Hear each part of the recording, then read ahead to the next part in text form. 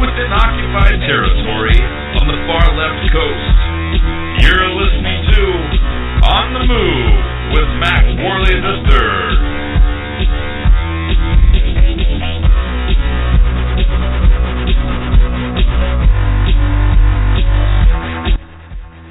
Hello, Mack. I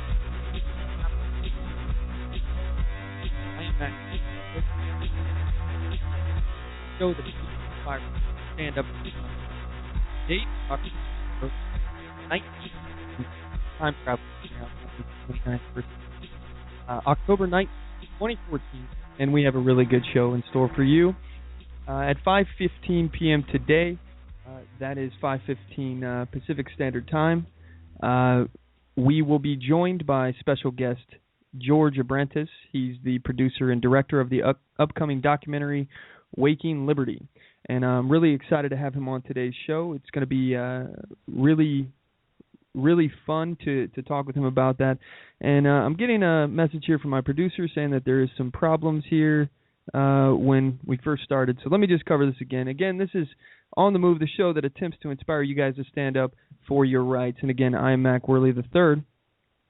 So we're going to be joined by special guest George Abrantes, and he, like I said, he's a producer and director of the upcoming documentary Waking Liberty. We're going to be talking about the film's message and what they are working on for it. So with that said, we're going to have him on, like I said, 5:15 Pacific Standard Time and 8:15 p.m. Eastern Standard Time. So for those of you on the East Coast, stay tuned. It's going to be a fun conversation with him, and I'm looking forward to hearing about some more about this documentary that he's making. I've purposely not talked to him very much about it because I wanted to, learn on the air with you guys about it as well. So anyway, today we have a bunch of other topics that we're going to be covering, and one of those topics in particular, I want to talk about the Houston mayor. She's been targeting churches and church leaders for political speech that is said at the pulpit. Her name is Anise Parker, and again, she's the Houston mayor, and we're going to be talking about that as well as a speech given by a American citizen who just happens to be a descendant of Mexican descent, basically, and he's speaking to a California board, and he had several poignant statements that he addressed, and I would like to talk about them today. I have a bunch of other articles and whatnot that I would like to cover as well, and if we have time, we're going to get into all of that as well. I got some clips, some articles, and anyway, I want to hear from you guys, so if you have anything on your mind, any topic is open, feel free to give us a call. The number to the show is 619-924-0986. Again, that's 619-924-0986. And like I said, our MacPack phone lines are open. Feel free to light them up. If you have any topics that you'd like to discuss, please call in. Anything is on the table. If you would like to join the conversation, you can always do so by emailing us as well, talk@onthemoveshow.com. If you are a little hesitant to talk on the radio, I completely understand. So feel free to join in that way as well. You can also check us out at our website, onthemoveshow.com. You can check us here, obviously, at blogtalkradio.com/onthemoveshow. Make sure you follow us at Blog Talk Radio because you will get new updates as to when shows are coming out, and you will stay in the loop of maybe we'll have emergency broadcasts that we're going to be pumping out in the middle of the week, no notice broadcasts. So just stay tuned for that, and following us is the best way to stay up to date with our latest shows. Anyway, you can also like us on Facebook.com/OnTheMoveShow, and you can subscribe to us on YouTube.com/OnTheMoveShow. We got a bunch of original content on there, so feel free to check us out there. And also you can follow us on Twitter.com/OnTheMoveShow or at OnTheMoveShow. As usual, guys, we have our shop link on the homepage, OnTheMoveShow.com, and you can get there by clicking the shop link on our homepage. We have hundreds of products for sale on there. We got original designs, T-shirts. We have freeze-dried food that we recommend getting, bumper stickers. books I recommend reading, and there's so much stuff on there. Just check it out. It's in the shop link on our homepage. Your purchase will go toward making our show bigger and better, and I got to say, I sure do appreciate anybody who's done that and taken the time to check out what we have to offer. So thank you so much for that. So give me 1 second here. I want to adjust some volumes here. Okay, and so this week, it's been a busy week for me, and it's been a pretty good week, actually. So with that said, I want to talk about some of the stuff that we've been doing here. So my wife and I, we went to the local Goodwill, and I kind of went a little crazy buying books, and we also went to the dollar store. We hit up our local, I believe it's Dollar General or something like that, and they had some books for sale there for $1. $1 hard copies, hardcover books. I mean, you can't beat that. And at the Goodwill, they had like a sale going on for about $4 for hardcovers, and paperbacks, they were as low as 99 cents, which is, I mean, it's just unbelievable, the prices that you can get. We ended up buying about, I want to say it was about 29 different books total on that day. And, I picked up some amazing books that I just can't wait to read. To name a few, for example, I purchased a book, several books actually, written by Frederick Douglass on the topic of slavery.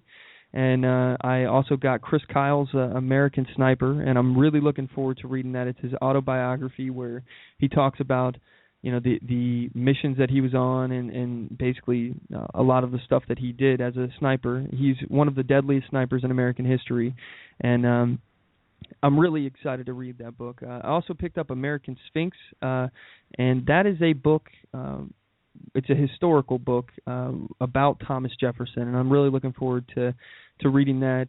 Thomas Jefferson, as you all may know, he's one of our most elusive presidents. He stayed quiet on a lot of topics, and he was very private, and he did a lot of his work behind the scenes. In fact, he wasn't even really a great orator either. He was much better at written word than spoken word. So I'm pretty excited to read about that and learn a little bit more about this founding father. I also picked up a book called Waging Nonviolent Struggle. I'm excited about that. And a book called Teens at War, and it's about teens who basically lied about their ages during World War II in order to join the fight. And I'm really looking forward to reading this one. I love hearing like personal history in regards to these kind of topics. So it's going to be these people, these teens' stories during World War II, and I'm really excited about that. It's actually not a very big book. It's maybe like 150 pages or something, so I'm going to plow through that probably in a day or two. So I'm really excited about that. Anyway, it's going to take me forever to get through all these books. Like I said, like 29-something books, but, I could not pass up the deal. I mean, these deals were so great. So if you guys are in the market for books, I highly recommend checking out, like, your local Goodwill and your dollar stores and, see if you can find something that interests you. But anyway, well, what else did we do this week? I took a little bit of time to prep, to do some emergency preparedness, and not just for Ebola. I mean, obviously that's something that's of great concern to me right now, but also in general. We stocked a little bit of food. I ordered some other preparations that I think would be useful during a global pandemic. However, I really do hope that I never have to use these kind of preparations, but I would rather have them and not need them than the other way around. So that's the way I look at it. So anyway, I also want to remind you guys before we move on that the upcoming November elections here in Washington State are upon us. Many of you have probably received your ballots, and if you have, I just want to remind you to vote no on I-591 and I-594. And if you would like a detailed explanation as to why I'm saying that, why I'm recommending that, then please feel free to listen to last week's podcast. I covered why I am personally going to be voting no on both of these issues in great detail on last week's episode. So feel free to check that out. There's a lot of information on there, and I believe it's in the first half of the show. So feel free to check that out. Lots of good information. So anyway, at this point, we're going to cut to a quick commercial break, and when we get back, we're going to start into my favorite section of the show, and we like to call it the Weekly Defender. So don't go anywhere.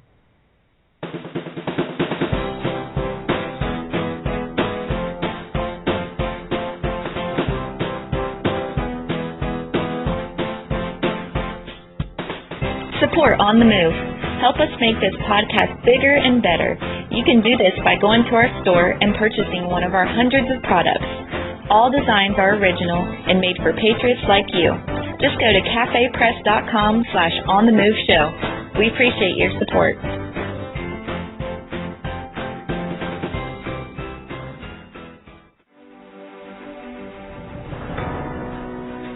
Hi, I'm Latasha Worley, and I work with candidates to creatively and effectively communicate their message to voters. I offer professional graphic design services, from yard signs to flyers, from logos to vehicle magnets. Email me today at latashaworley@gmail.com. That's LATOSHA Worley@gmail.com for a quote on items for your campaign.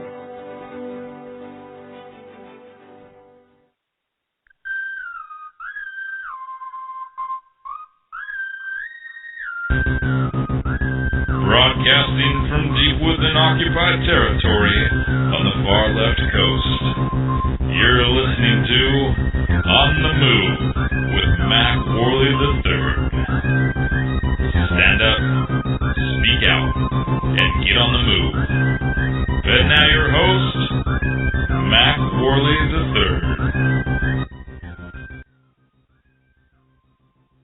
All right, we're back. If you would like to join today's conversation, the number to the show is 619-924-0986. Again, that's 619-924-0986. Today, like I said, we're going to be joined by our special guest. His name is George Abrantes, and he is the producer and director of the upcoming documentary Waking Liberty. We're going to be talking about the film's message and what they're working on for it. And additionally, like I said, we're going to cover the Houston mayor, her decision to target churches and church leaders for political speech set at the pulpit. We're also going to talk about illegal immigration, and I want to play a speech given by an American citizen who just so happens to be of Mexican descent to a Californian board. So, and again, I got lots of articles, other topics. Anything you would like to talk about today is on the table. So feel free to call in and let us know what's on your mind. Anyway, we're moving into the first segment of today's show, and we like to call it the Weekly Defender. And now it's time for the Weekly Defender. You have the right to defend your life, the right to defend your family, and the right to defend your freedom. All right, this is a segment of the show where I report about armed citizens in the news who have used their firearms to defend their life, their family, and or their property. Our first Weekly Defender we found on the Palm Beach Post in Palm Beach, Florida. 89-year-old Arthur Lewis was working at his store, the Jewelry Exchange in Palm Beach County, Florida, when a man entered his shop and pretended to need his watch fixed. The man drew his gun and attempted to rob Lewis. Lewis responded to the threat by grasping the criminal's firearm and drawing a pistol. After a physical altercation, Lewis shot the robber, which prompted the thief to flee. Police caught up with the robber when his getaway driver sought police assistance for the wounded criminal. The armed robber targeted the wrong person. Lewis is a World War II veteran and previously defended himself against an attempted armed robbery in 2010. I got to say, way to go for this gentleman here. First and foremost, you know, he's a World War II veteran, which means he's part of the greatest generation, American generation to ever live. And he's also steadfastly protecting himself and his property, and on more than one occasion. So I would love to shake this man's hand. Our next Weekly Defender we found on KRQE in Albuquerque, New Mexico. A man was asleep in his home in Albuquerque, New Mexico, when a trio of armed robbers attempted to gain entry to the residence by claiming that they were police. The criminals ultimately broke down the door and got inside the home. The resident responded by retrieving a gun and firing at the home invaders, striking and killing one and wounding another. Their surviving intruders fled the home, but were later captured by the police. The surviving home invaders have been charged with the murder of their accomplice. Albuquerque Police Department Public Information Officer Tanner, I can't read his last name, Tixer, I believe his name is, Tixier, Tixer, shared some advice for the would-be intruders with local media out KRQE stating, what people need to understand is if you join your buddy to go commit a felony and your buddy dies, you can be the one who gets charged with the murder. And personally, I love hearing about how law-abiding citizens use their firearms to protect themselves. You have a right to defend your life, you have a right to defend your family, and you have a right to defend your freedom. We at On The Move, we support your rights, and if you have a story about how you lawfully defended yourself or you would like to comment on one of these stories, we would absolutely love to hear from you. Give us a call. The number to the show is 619-924-0986, or you can email the show at talk@onthemoveshow.com. Anyway, at this point, we're moving on, and we're going to be bringing on our special guest. His name is George Abranis, and I have him here on the line. Are you there, George? I am here. Hey, first of all, I just want to make sure, am I saying your last name correctly? Is it Abrantes? That's exactly how you say it. Yeah, no one gets it right, but you did. Okay, great. So first and foremost, I want to talk a little bit about, what is happening here with your project, and first and foremost, what is its mission? What's its goal? What message are you trying to send? Well, Waking Liberty is a reaction to the corruption that I experienced firsthand during the 2012 presidential election. I was a delegate for Ron Paul, and I watched how they did everything to block his message and to give his supporters a voice. And Waking Liberty is about changing the conversation or contributing to the conversation in 2016. By looking at what happened in 2012 and how our political system does impact the rest of the world. It's not just something that's localized. The apathy of the American people may actually be one of the more destructive forces on earth. And so that's another question I'm asking. Absolutely. So in terms of apathy, I'm curious, what precisely do you mean by that? In terms of what topics or subject do you feel is the most devastating to the world with American apathy? Well, our military being present throughout the globe without any due process. I think that our drone strikes have killed several innocent people around the world. And I think if the American people were more involved or engaged in the political process, or even the conversation, because there's a lot of apathy of why even bother participating in the political process, but whether we like it or not, that's where we have the discourse that shapes our culture. And I can understand why people want to turn their back on it because it's very frustrating, but what are you going to be in this life? Are you going to really sit down and not care that people are being murdered around the planet in your name because it's inconvenient? And that's what I mean by the apathy I'm experiencing. A lot of people say, why bother? I say, well, see, you have to define what you're going to be in this life. And I would hope people would want to care about the impact their actions have around the world. Exactly. Yeah, and I couldn't agree more with you in terms of, trying to tackle these difficult problems and these complicated situations that we are, in fact, a part of. A lot of people like to take the stance of, what can I do? Or, even if I, am against this, some of these things I actively will still have to participate in, or, it's something that's become an everyday part of their life. Like even, for example, when you talk about, these leftists that are, for minimum wage and for pay equality and things like that, every single one of these people have some kind of piece of technology like an iPad or an iPhone or something that is produced in conditions that they are adamantly against and opposed to, but yet they participate in that process. So it's a bit of a hypocrisy rearing its ugly face, obviously, and then people, they just don't want to care. Most people, they just don't want to think about how many people die in drone strikes and the conditions that other people live in, as long as it doesn't affect them directly. Yeah, well, they'll care when their apathy has created domestic policy that will have Homeland Security in their living room. That's unfortunately when they'll start to care. But by then, you have to ask if it will be too late. Mm-hmm.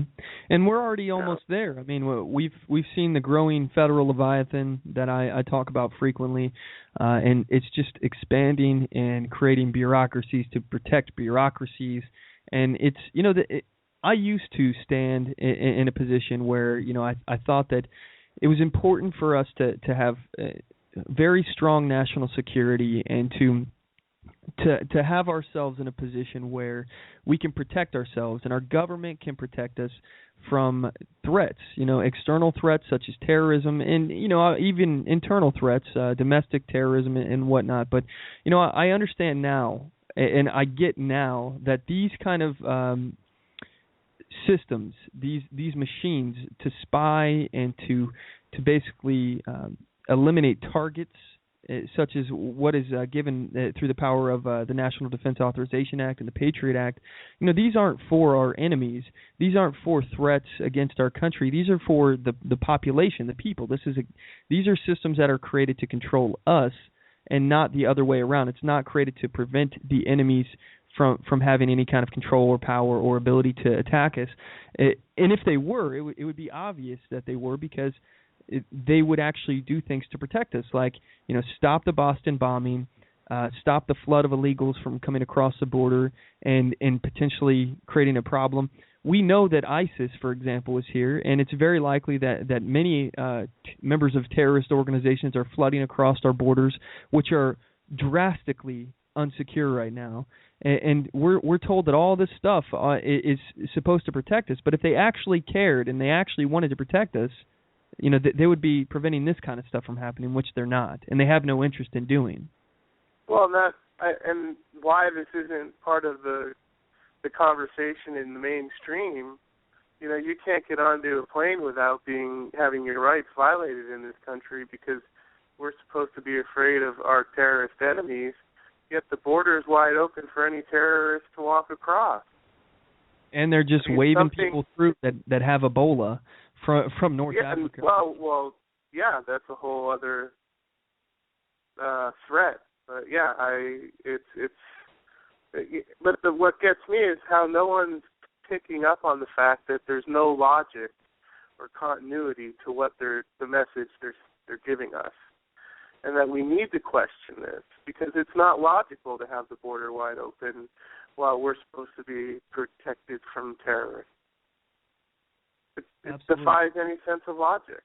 Yeah. I mean, what's the point of having this, government spying program that listens to every single human communication and catalogs it in this huge database that can store, every human communication for the next 60 years? What's the point of all this if they're not going to do the basic steps to protect us and prevent things? And the fact is, if these things worked, if these things actually were here to protect us and they worked, we would have never seen the Boston bombing.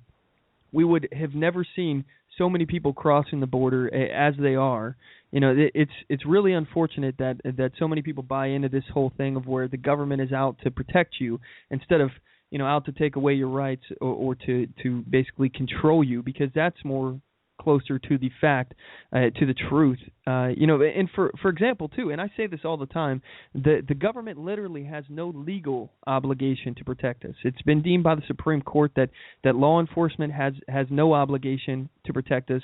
They only basically are there to enforce laws at their leisure. They can choose if if a situation is too dangerous, I don't have to go in there, even if it means that this citizen will possibly die. The Supreme Court upheld that ruling, saying that there's no legal obligation for police officers to protect us. So they're not actually here to protect us. They are a revenue arm for the federal Leviathan, for the state Leviathan as well. Yeah, glorified tax collectors. And prison inmate gatherers for the private prison system.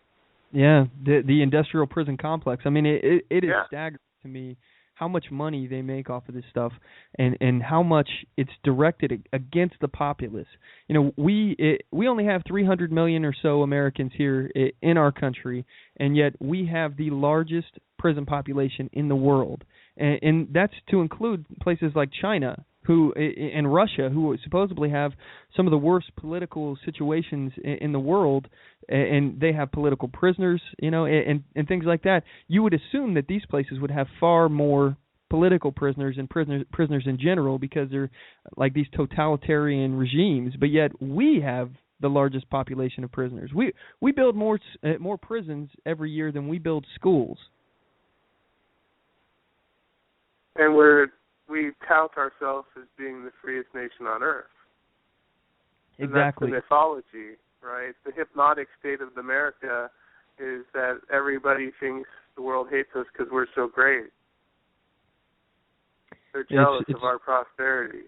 Yeah, and there's it seems a lot like more to the mythology of our identity than an awful lot of people don't want to see it. Absolutely. They'd rather be apathetic and pay more attention to what's going on in American Idol and what's going on with their local sports team or whatever team they're a fan of. This stuff is way off of the radar of most mainstream Americans, and it's really unfortunate because this stuff does affect them. They just don't know it yet.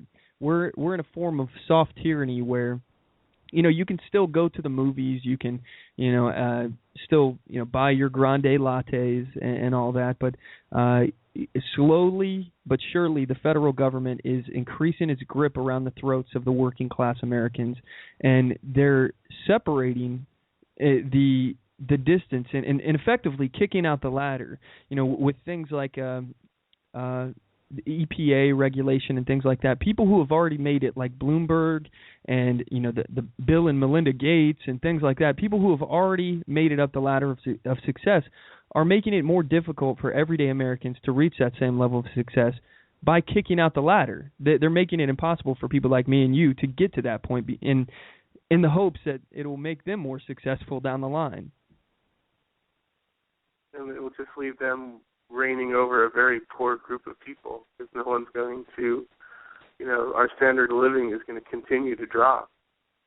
Exactly. So, I know we kind of went off onto a political tangent here, and I want to kind of bring it back a little bit and talk more about your documentary and some of the things that you guys are working on for that. So what level of what stage basically are you guys in the production of this documentary? Well, I have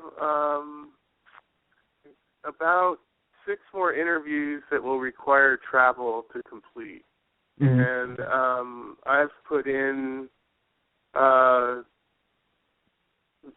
$20,000 of my own money, because I started by asking the question, what's been more destructive to the American way of life, the attacks of 9/11 or our government's reaction to them? And then on my way to try to get a comment out of Ron Paul, I met an old friend who was explaining how no one was showing up at the caucuses, and they needed people to follow through. And that's how this all got started. And it's kind of evolved into, a look at what the GOP did in 2012, but also how that form of corruption has infected every bureaucracy in our culture. Every government bureaucracy is housed by the same level of corruption and manipulation that happened within the GOP. And so I hope to at some point have the opportunity to interview Dr. Paul. I've been trying to send messages to his people.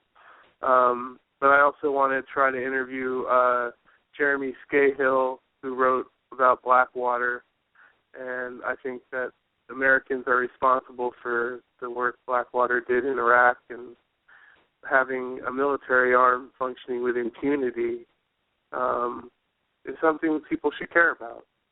And so and then I'm talking to another filmmaker who has looked at the working conditions in China, mm-hmm.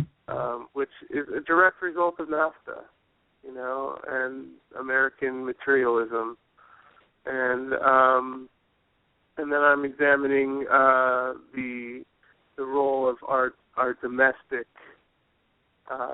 military police state, the birth of the American police state, which has emerged in reaction to 9/11.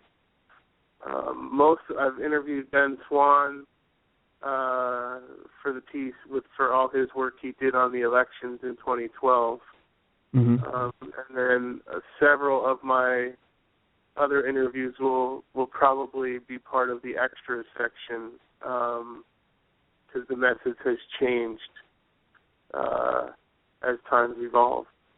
Yes, sir. So I'm curious as to what your thoughts are on the debate issue in regards to third parties having access into debates. I know the numbers have changed in regards to the percentages needed in order for a third party to be allowed access to the debates.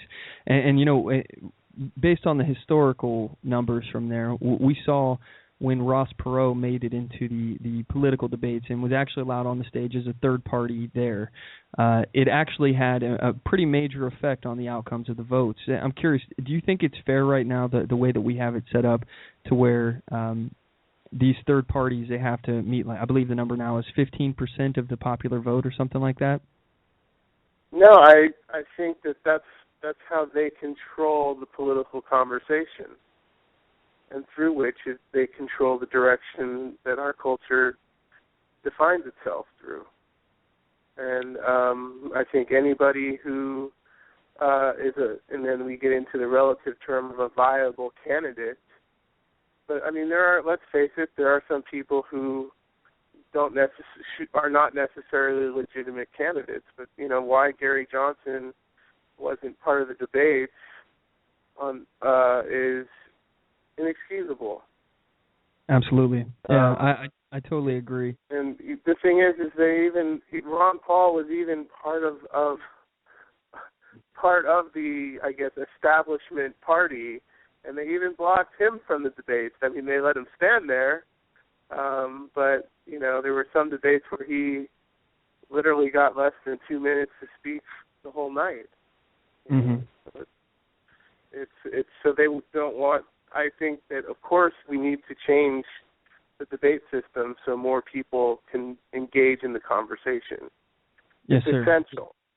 Yeah, absolutely. I mean, I think the fact of silencing people and not giving them the opportunity to at least, you know, say where they stand, you know, I don't think that any harm can come from at least having more voices being heard in regards to these debates.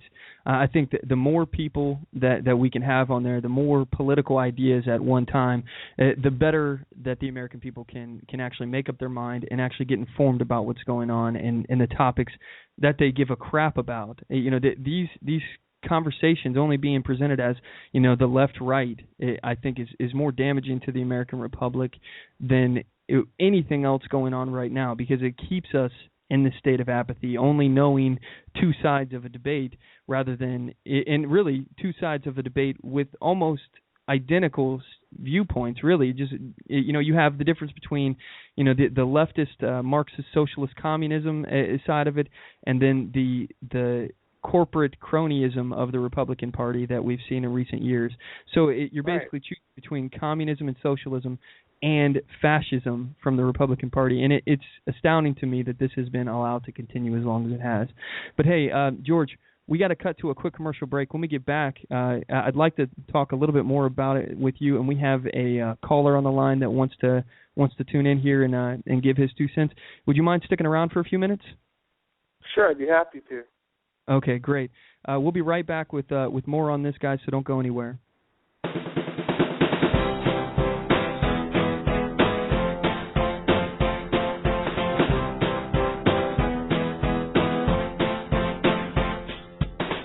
Support On The Move. Help us make this podcast bigger and better. You can do this by going to our store and purchasing one of our hundreds of products. All designs are original and made for patriots like you. Just go to cafepress.com/onthemoveshow. We appreciate your support.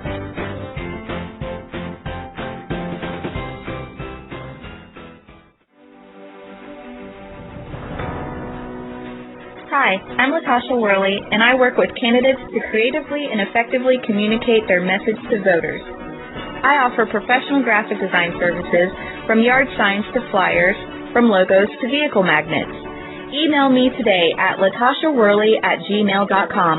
That's LAGOSHA Worley@gmail.com for a quote on items for your campaign.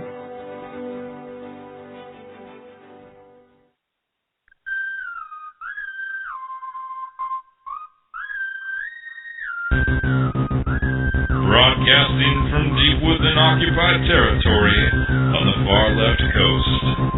You're listening to On the Move with Mack Worley III. Stand up, speak out, and get on the move. And now your host, Mack Worley III. And we're back. When we last left, we were talking with producer, director of the show, of the new upcoming documentary, Waking Liberty. His name is George Abrenis, and he's been joining us today to talk about the documentary, and we've been talking about all sorts of other things, such as the police state and the unfairness of our current political system and the debate situation where third parties are not equally represented in government. So George is back on the line, and I also have a caller here. His name is Ed. He wants to give his 2 cents on the situation. So, Ed, what's on your mind? Well, first off, I'd like to say hi to George, and your documentary about Liberty will be coming out when again, and where's the best to catch it at? Well, you can go to wakingliberty.com for updates. Right now, the scheduled release date is the end of February. Okay. So just to get part of the conversation into the next presidential election. Okay. And do you have any main stars in there that, politicians or anything, or things that we should look for that you think is important? Well, I hope to give a very detailed look at the level of corruption that happened within the GOP. I don't think the average person, and even some people that I know who were part of it, realized how profound the corruption was throughout the country. So I hope it to be serve as an educational tool so people understand that they do matter. It's not someone else watching the system so nothing corrupt happens. It's every individual one of us.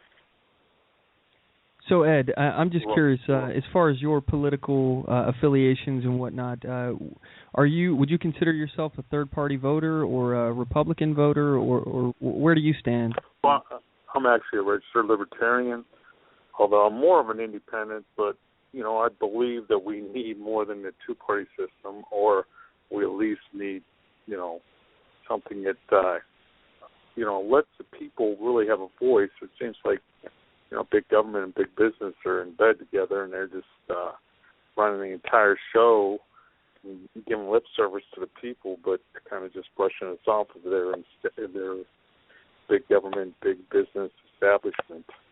Mm-hmm. Yeah, and I mean, when you say big government, to me, when I hear big government, I think Democrats, and when I hear big business or crony capitalism, I think Republicans. And I think it's high time that we've had a third-party voice in these debates, some kind of alternative. I don't even understand why we don't allow as many people on that stage debating as possible. I mean, that want to be heard and that can be heard. I think 15% of popular vote or whatever to actually be heard at these debates is ridiculous. Yeah, I think it's really it's allowing this systemic two-party system situation to continue, of where we only think that we have a choice between big government or big business. And really, there are other options. There's free market solutions out there, and it's high time that we hear about them, I think. What are your thoughts, Ed? Well, I agree pretty much 100%. I'm working with our Libertarian candidate for governor here. His name's Worley. You can go to WorleyForGovernor.com in Florida. He's running against Chris and Scott. Of course, those guys don't want him to debate. But he goes outside and debates, and everybody hates Kristen Scott. They throw mud at each other, and nobody really wants either one of them. But they won't let Worley in, who's probably going to get well into double digits right now of the vote. He's already projecting at 10 to 12% of the vote, but they won't let him in to speak. We already got 10 to 12% of the support of the people. They won't even give him a chance to gain some ground and get more support. Absolutely. It's just a way of choking out the opposition votes.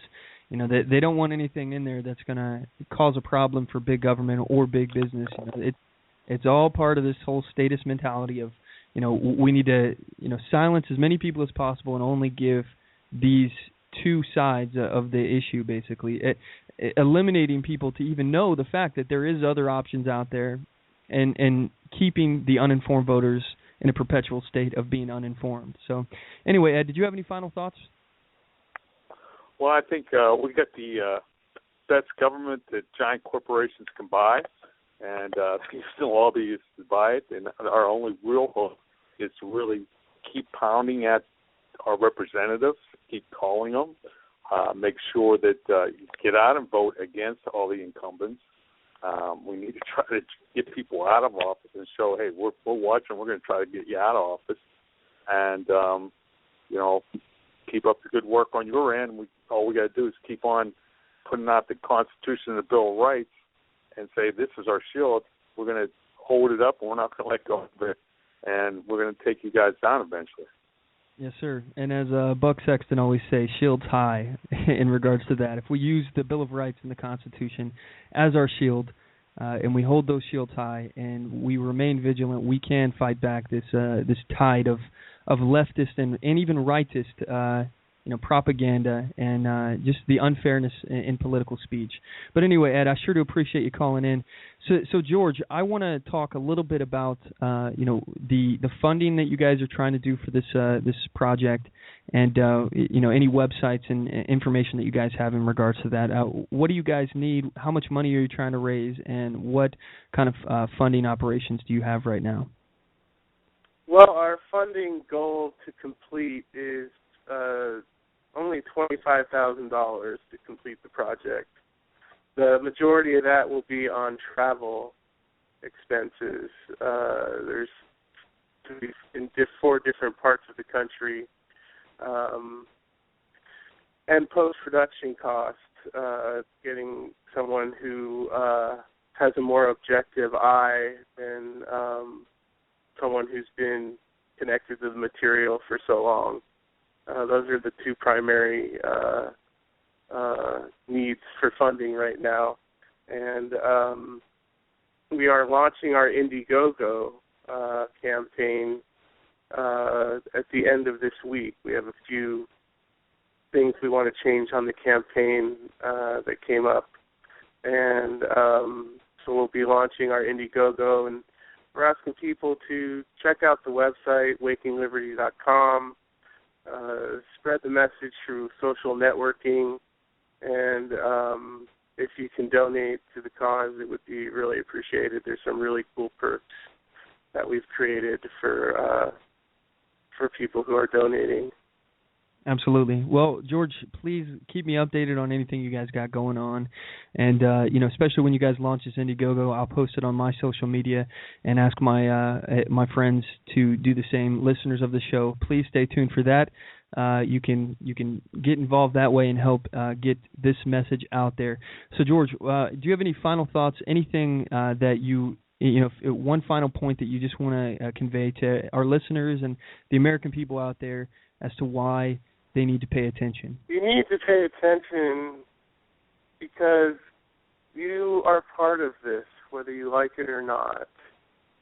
And I don't think any one of us who try to live a conscious life want to knowingly turn our backs on what's going on within our government and how it's impacting the world. And, one thing that I just really want to say is I really don't think there's that much difference between Democrats and Republicans. There's a few issues that strongly divide the parties, but nobody wants a government running every aspect of their life, and nobody wants a military being placed around the world to engage in illegal wars. That's where our common ground is, and I think we need to meet at that common ground and put aside some of our differences to change the conversation. Absolutely, and I think a big way of doing that would be to actually allow all sides of the conversation to be presented in these debates. So, more power to you guys. The most essential. Yeah. The debates are so imperative because that's where we define our political selves as a nation. That's where we gather and have a conversation about what we're going to be politically. And when we only allow a selected few, we need to demand that all voices get a chance to be heard.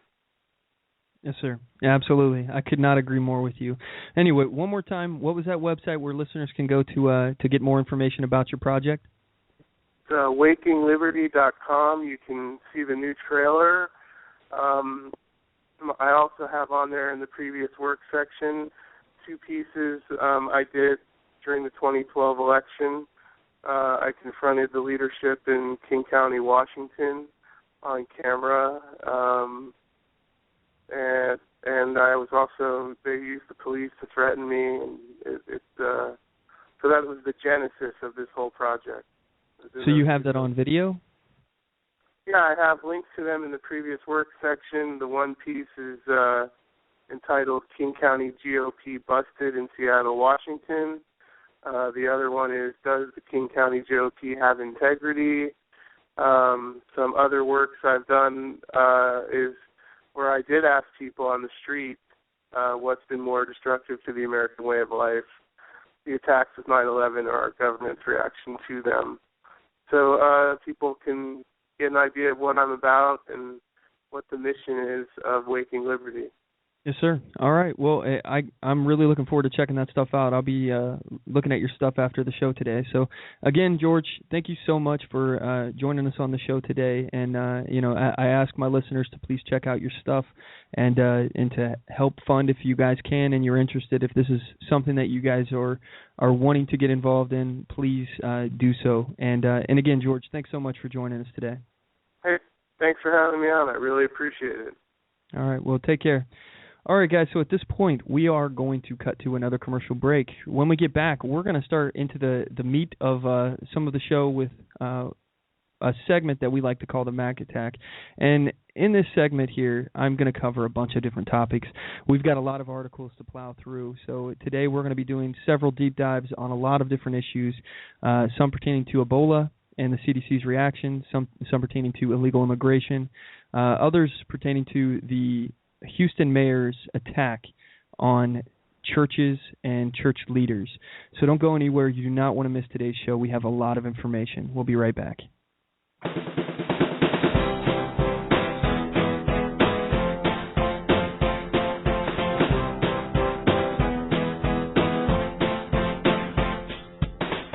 Support On The Move. Help us make this podcast bigger and better. You can do this by going to our store and purchasing one of our hundreds of products. All designs are original and made for patriots like you. Just go to cafepress.com/onthemoveshow. We appreciate your support.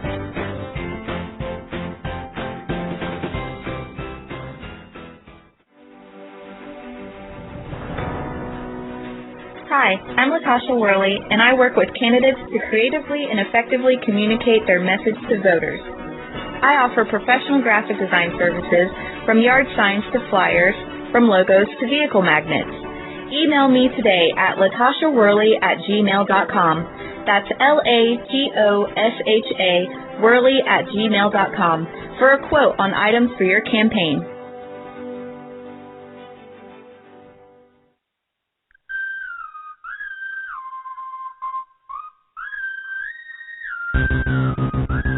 Broadcasting from deep within occupied territory on the far left coast. You're listening to On the Move with Mack Worley III. Stand up, speak out, and get on the move. And now your host, Mack Worley III.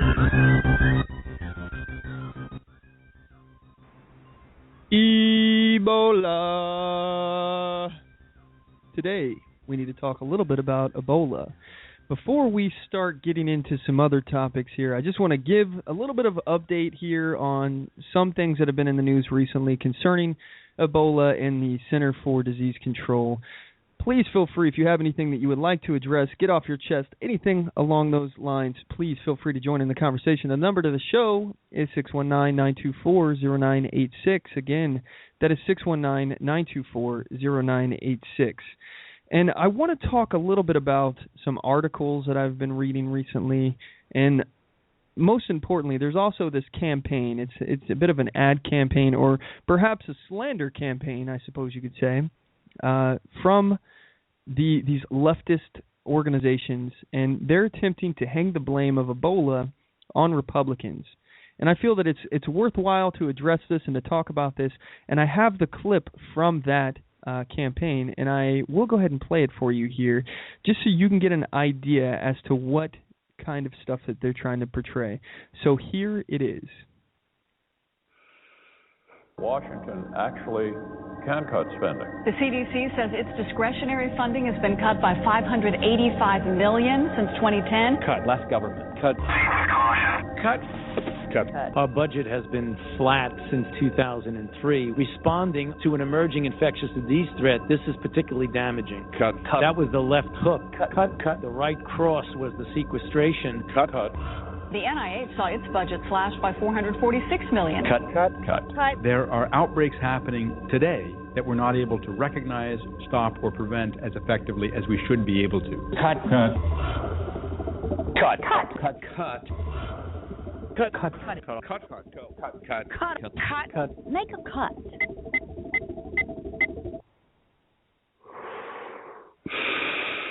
And it says right here in the video, Republican cuts kill. Vote. And this is AP Action Fund, apparently. I'm trying to remember what the AP stands for. I don't believe it's related to the Associated Press. I can't recall what it is, though. But anyway, they're trying to say that Republican cuts kill, and that the Center for Disease Control grossly underfunded because of these Republican cuts, the sequestration, and things like that. So I think it's really important that we address this, and I really just need to talk about this in terms of who is actually responsible. Okay, first and foremost, they would like us to believe that Republicans are responsible for the CDC's lack of response and their ineptitude when dealing with Ebola. I think we all know that that's pretty much just straight up propaganda. But let's deep dive into this a little bit and talk about it a little bit more. In an article written by Michelle Malkin on westernjournalism.com titled "The Centers for Everything But Disease Control," she wrote, "So now the federal health bureaucrats in charge of controlling disease and pandemics want more money to do their jobs.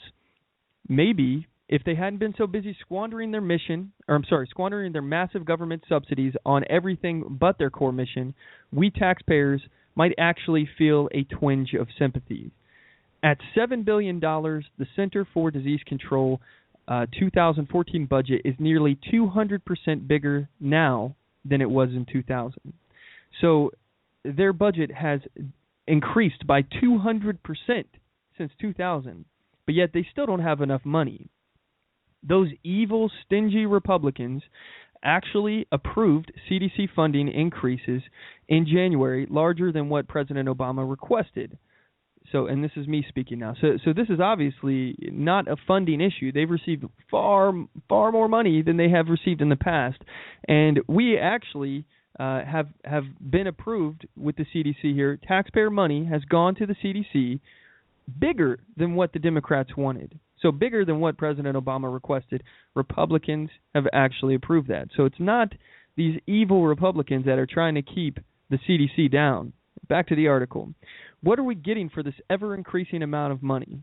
Answer: a power-hungry, busybody brigade of politicized blame-mongers. Money, money, it's always the money. Yet while Ebola and intravirus D68 wreak havoc on our health system, the CDC has been busying itself with an ever-widening array of non-disease control campaigns like these recent crusades.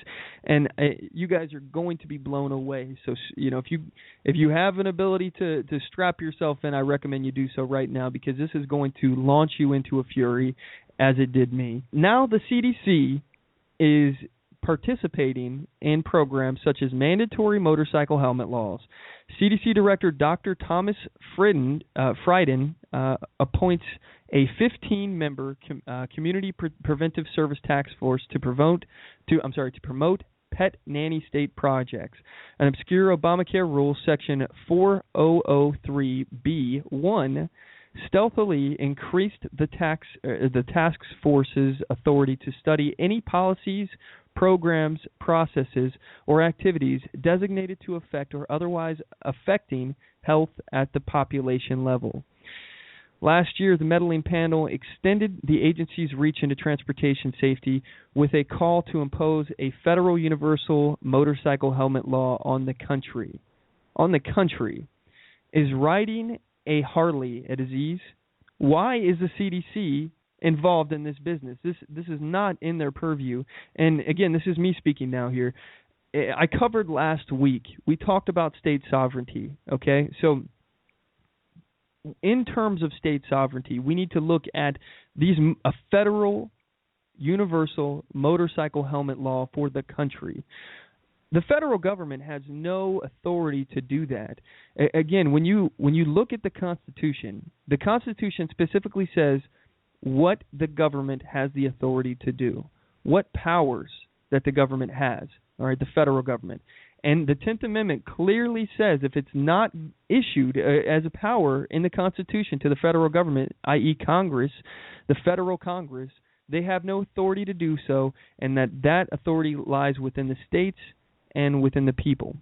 All right, so in terms of a federal law for helmets for motorcyclists, this is just ridiculous. They don't have the authority. And I need to point out the fact that every time that an elected official or a branch of government violates the Constitution, as these agencies are clearly trying to do, they're actually violating the document that gave them any authority whatsoever in the first place.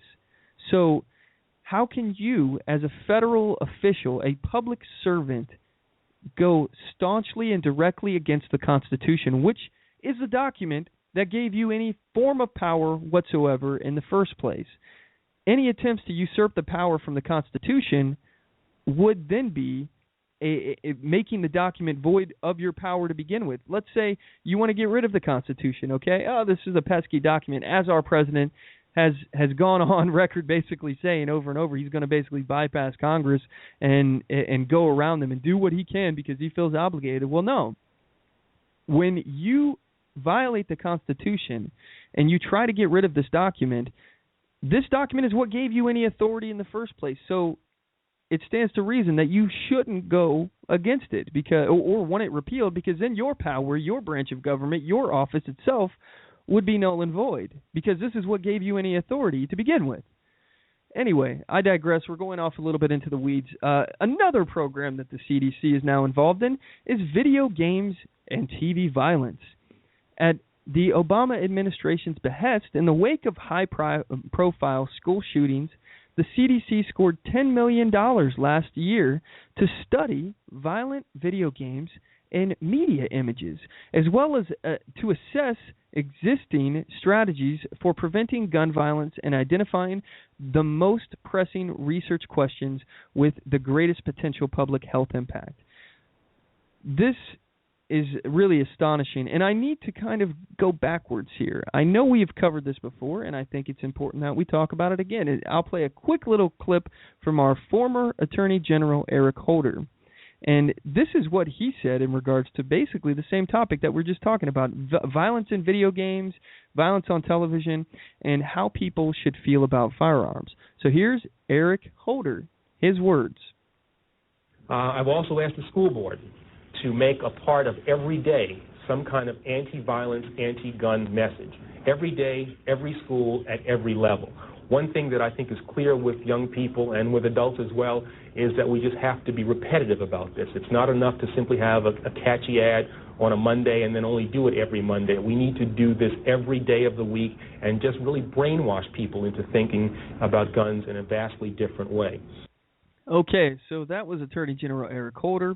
And again, Attorney General Eric Holder was appointed by the Obama administration, and of course he is, bosom buddies with Obama.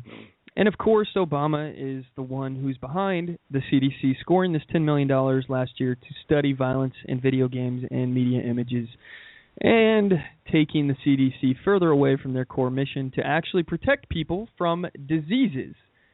What does any of this have at all to do with diseases?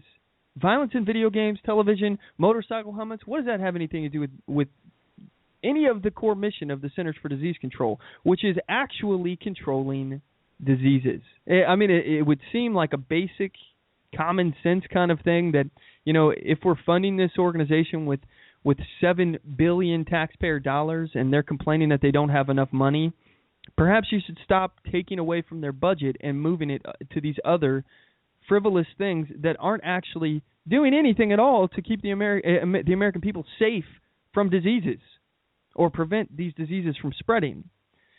Anyway, furthermore, they had some money that was given to them for playground equipment. The CDC's injury centers, did you know that there are actually 13 of these injury centers? And again, I'm reading actually this article again from the westernjournalism.com.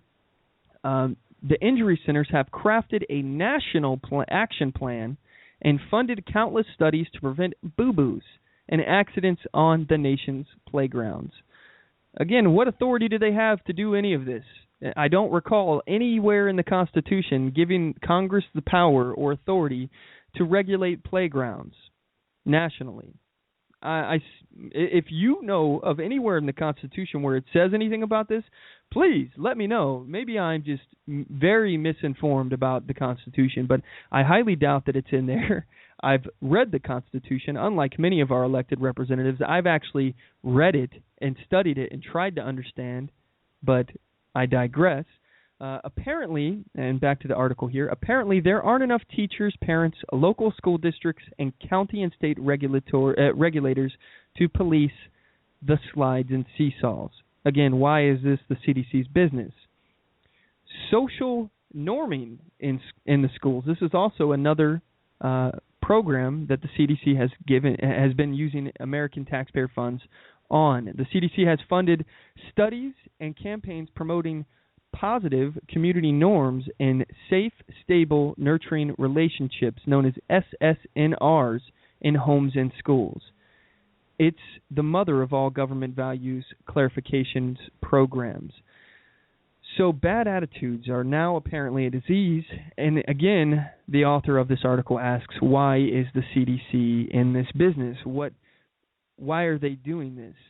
So anyway, at this point, we are going to cut to a commercial break. And when we get back, I see there's some chatter in the chat room here, and I'm going to take some of these questions and answer them. And don't go anywhere, guys. We're going to cover more on this and the CDC when we get back.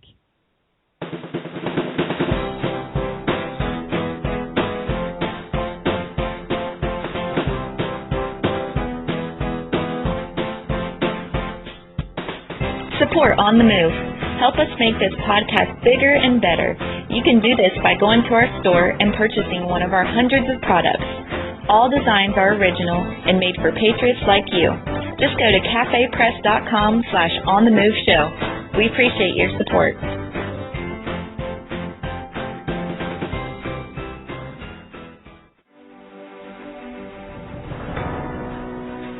Hi, I'm Latasha Worley, and I work with candidates to creatively and effectively communicate their message to voters. I offer professional graphic design services from yard signs to flyers, from logos to vehicle magnets.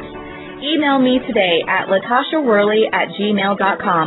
That's LATOSHA Worley@gmail.com for a quote on items for your campaign.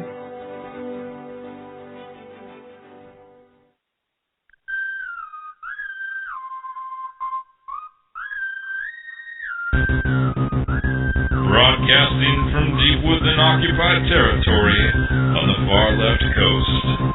You're listening to On the Move with Mack Worley III. Stand up, speak out, and get on the move. And now your host, Mack Worley III. And we're back. If you'd like to join today's conversation, the number to the show is 619-924-0986. Again, that is 619-924-0986. Or you can email the show at talk@onthemoveshow.com. And at this point, we're going to answer some of the questions here that are being asked in the chat room. And the first question is by Joe Ard. He asks, or she, I'm not really sure if that's a guy or a girl. I apologize, Joe Ard. Why is the CDC sticking its nose in this crap anyways? CDC should do more studies on the disease of greed. And, though I would agree that, obviously greed is a systemic problem that we face now, I honestly don't believe the CDC has any authority to do anything other than their mission statement. And honestly, that would actually be something that I could argue that they still don't have the authority to do, although I suppose the Constitution has parts in there about providing, protection for people and stuff like that. So perhaps I'm wrong. I'd have to do some major research in order to find out if even the CDC is constitutional. But I digress. What I think is the most important reason why to actually look at, and the cause of why the CDC is sticking their nose in these other issues here rather than actually sticking to their core mission of actually preventing diseases from spreading and causing a threat to American citizens. One reason, and I think it's probably the actual reason, is to increase control and expand the bureaucracy. Again, I've said it before, but the goal of a bureaucracy is to expand and protect the bureaucracy. That's the number one goal, and to increase their power and authority. So by moving into these other areas, they are now going to become an authority on these areas. And again, they will try to craft policy or action plans to actually impose more of their will on the American taxpayers. And again, this is nothing that they're supposed to be getting involved in, but the fact that they are now, it's going to become one of those things where, they've done it since this amount of time. They already have been doing this, so I guess that's just what they do. They have more than one mission now. And again, this all comes back to sovereignty. The federal government, they have a very clear list of things that they're authorized to do, and they expand and violate the Constitution frequently. Every year we see that the government is expanded, and that's just what governments do, especially centralized governments. This is something that our founders were extremely concerned with. And, part of this is the blame of our elected officials and their interest and their corruption and their lack of understanding of the Constitution, their apathy as well. But additionally, I think the fault lies with us, you and me, Joe Schmo taxpayer. One thing that makes us responsible for this is we literally gave $7 billion of our money to this organization, and they're using it in ways that they're not supposed to, but still, we provided this money, this fund. It came from us. So it's your money, it's my money, it's all of our money. And yet we don't have any control or say over what goes on in this. We don't elect people in the CDC, from what I understand. I believe that it's appointed from the executive branch. Maybe I'm incorrect on that. I believe it is. But I think that it's important to note that when we pay taxes, we are indeed consenting with what our government is doing with those taxes. Additionally, I think it's super important for us to actually participate in the legislative process, actually understand what our politicians are voting for on our behalf, and make sure that they are really doing something that's in our best interest. And, that leads me to a conversation that, we were touching on with our last guest here. And again, I've said it before, I think that the real problem that we face here in America is that people just don't care. People are apathetic. And, we were told from our founders, for example, Benjamin Franklin, when he was leaving the Constitutional Convention, he was asked, what kind of government did they create? And his response was, a republic, if you can keep it. This is because Franklin and many other of our founders, they knew that it was important that we could keep our government under control. And the only way to do that was with an active and informed citizenry in order to keep the government in check. And again, we're failing. We are failing as a society. We are not paying attention.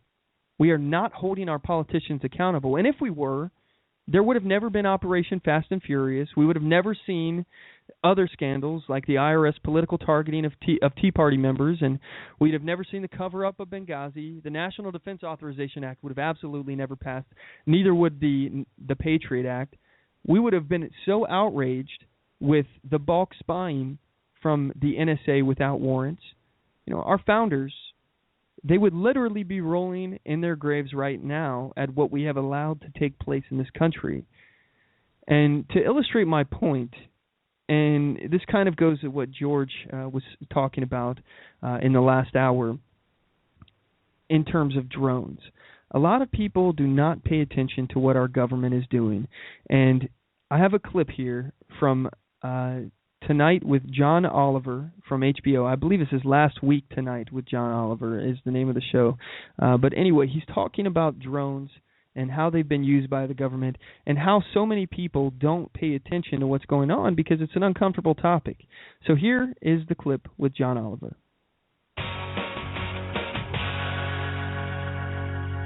Drones. They're the third most annoying thing in the sky after mosquitoes and plastic bags caught in the breeze. They are not gorgeous, weird kid from American Beauty. They're trash and they kill sea turtles. You've got turtle blood on your hands. But all of a sudden, drones are everywhere. We even use them to shoot romantic wedding videos. And what could possibly go wrong with that?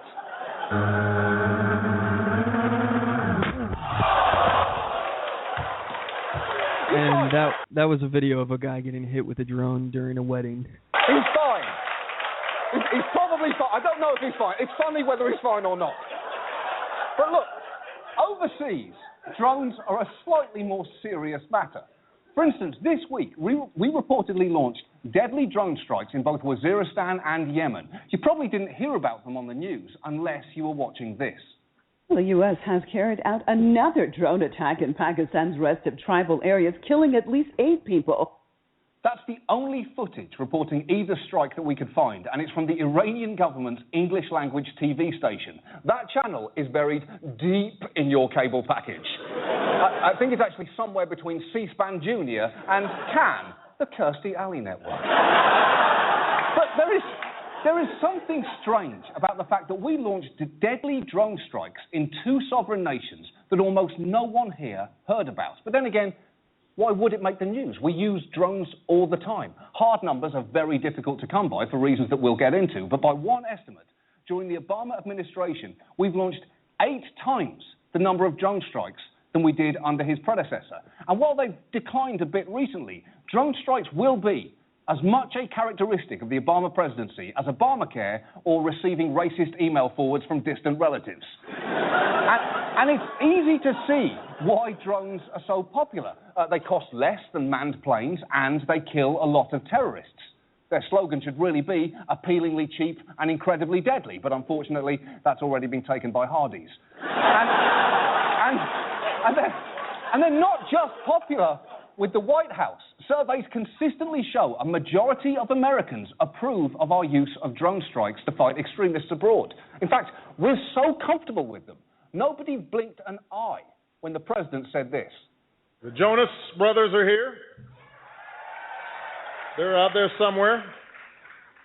Sasha and Malia are huge fans, but boys don't get any ideas. I have 2 words for you. Predator drones. You will never see it coming. You'll lie there, your aorta's riddled with shrapnel fired from the sky, gurgling your last blood-soaked breath. It's funny because it's possible. I could do that. That's something I could do. This is where we are right now. You know, our president, he literally is using drones, the violence of drones, as a threat, as comedy. I mean, this is ridiculous. We stand at the precipice here of our government really. I mean, in fact, honestly, I think that it's already reached a point where it's scary. I mean, the government corruption, the scandals we see arising every day from this administration, and the use of drones, the lack of people even giving a crap about what's going on. I think it's important that we all get involved and at least inform ourselves and arm ourselves with the knowledge of what our government is actually doing. And now back to the CDC. Again, I mentioned all the stuff that is being shoved down our throats. That apparently it's our responsibility. It's the people of small government interest responsibility for Ebola, the lack of the CDC, what they're doing, and their ineptitude involved. And apparently this is our fault. People who want government cuts, less government spending, it's our fault apparently. Anyway, there was an article written by Norval Rose on westernjournalism.com as well, and he reported this. The Centers for Disease Control and Prevention, the CDC, approved air travel by the second Dallas nurse who was diagnosed with Ebola. Despite her reporting to the agency, she actually contacted the CDC, by the way. She reported to the agency that she had a low-grade fever, according to a pair of local news reports Wednesday night. Amber Vinson, a 29-year-old who contracted the disease after treating Thomas Duncan at Texas Health Presbyterian Hospital, called the CDC several times to report that she had a fever of 99.5 degrees. CBS News medical correspondent Dr. John LaPook reported Wednesday. But Vinson was reportedly allowed to fly to Cleveland because her temperature was not above 100.3 degrees, the temperature at which the CDC considered someone at high risk. So, knowing that she had come down with symptoms, the CDC still allowed her to fly. Still allowed this woman who was at great risk of actually infecting others, and now we see that she potentially could have. Who knows what happened? And again, you start getting into this ripple effect of who could potentially be affected by this disease. You start talking about, how many people were in contact with this woman, contact with items that this woman had touched at the airport, on the plane, all the passengers involved, the potential that this virus is actually airborne, which I've previously reported, which I believe it actually is. And I've discussed that on previous episodes. If you are looking for more information on it, please check out facebook.com/OnTheMoveShow. And we have several articles linked on there that will show you the research conducted about why this is potentially airborne and that the CDC is potentially lying to you, which I believe that they are. And anyway, we're told that the lack of funds for the CDC, which, by the way, one could argue is either non-existent or self-imposed, is supposed to be the Republicans' fault or small government people's fault. I need to just ask the question, how in the world are the Republicans or small government folks at fault for cutting budgets, when the CDC has endangered the lives of American people due to their gross incompetence? How is it our fault?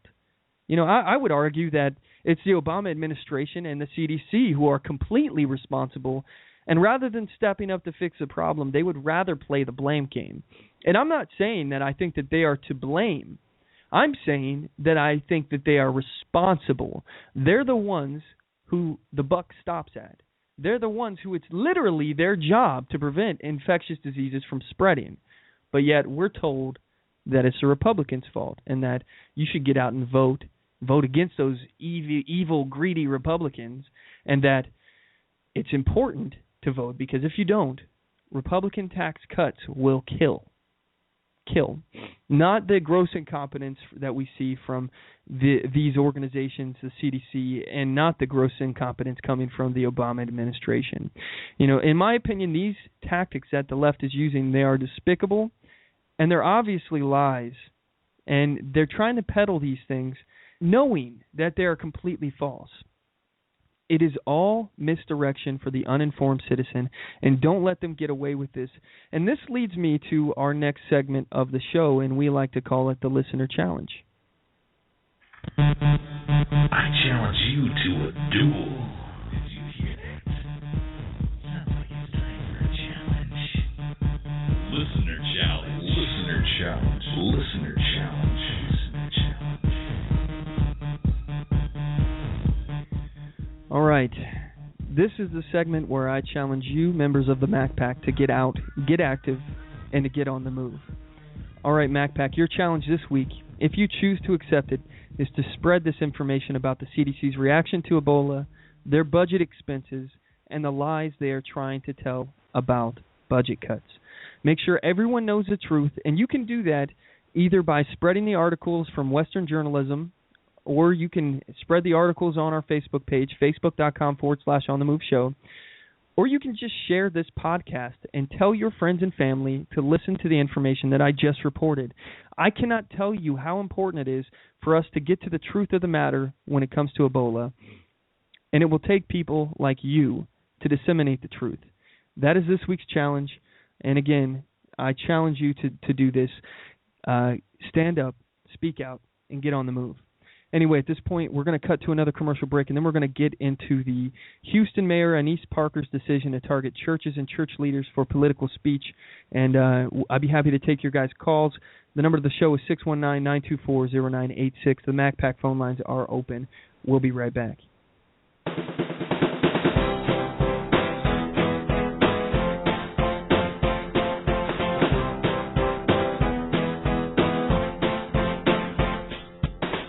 Support On The Move.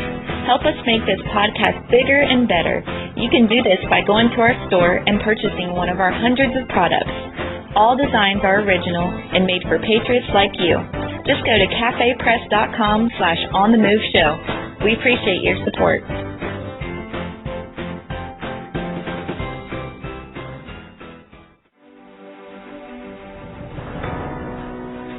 Hi, I'm Latasha Worley, and I work with candidates to creatively and effectively communicate their message to voters. I offer professional graphic design services, from yard signs to flyers, from logos to vehicle magnets. Email me today at latashaworley@gmail.com. That's LATOSHA Worley@gmail.com for a quote on items for your campaign.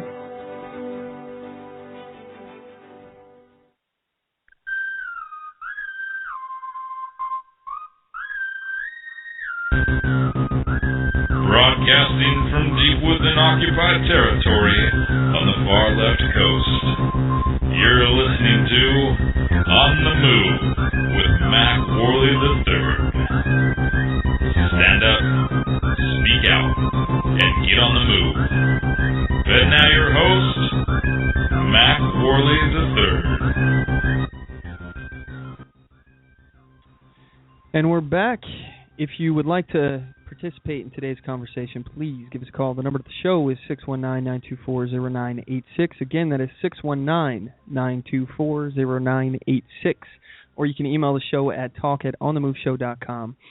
Before we move on into the next topic here, I want to talk about the apathy that we see here in America and just say some of the things that are being said in the chat room right now. Johnard, he says, as if having a low IQ is the hip thing nowadays. And I completely agree. You know, we see people that it's almost like a badge of honor to be uninformed nowadays. And it's very disturbing. I think that's something that is very systemic in society. It's much more cooler to be uninformed and ignorant than it is to be educated on topics.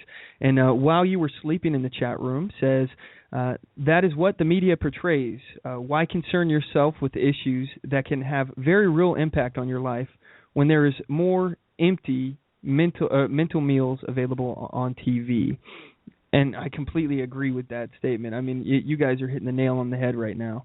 So anyway, I want to move on here. I want to talk about this Houston mayor. Her name is Anise Parker, and she is the city's first openly gay lesbian mayor. to serve for that community. And I don't have any issue with that. I have no problem with that. If you are gay or lesbian and you stand with principles that I stand with, I'll support you. I don't really care what your sexual orientation is. However, this woman is decidedly leftist. And so I want to play a clip here about what she's actually doing in Houston, or what she had attempted to do in Houston. She's basically going after pastors, church leaders, and demanding that they hand over their sermons, their speeches, anything related to political speech in order to target them with the IRS, because according to their 501c3 status, they're not supposed to be talking politically.